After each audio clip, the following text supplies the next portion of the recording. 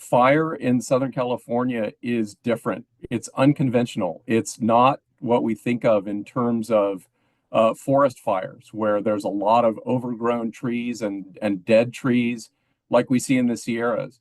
We have shrublands in Southern California, and our fires behave very, very differently.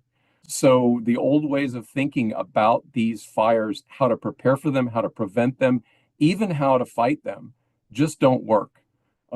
Conventional fires are driven by fuels like dead trees, and they're driven by physical features. Our fires in this region, our catastrophic fires, the ones that do the damage, are driven by winds. And they are started by ignitions, many of which are along roadways. A lot of them are also along the power line infrastructure.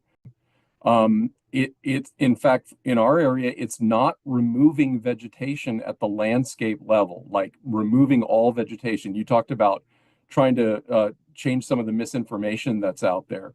In many places, taking out most of the vegetation in these areas actually makes the problem worse because it replaces harder to burn vegetation with easier to burn vegetation and easier to ignite vegetation, and it actually makes it worse.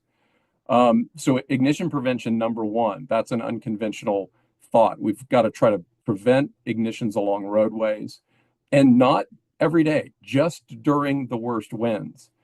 The second is strategic fuel modification. Chief Tyler mentioned fuel modification zones around communities, defensible space. That's not actually to stop the fire from burning, it's to give the fire agencies the space they need to try to defend the homes. So it's not for passively stopping the fire, but to give the firefighters an additional tool. The third thing, and I think it's something that was truly brought out to the front in this last set of tragedies, is structure hardening and resilience. Most of our homes burn due to embers, not from flames.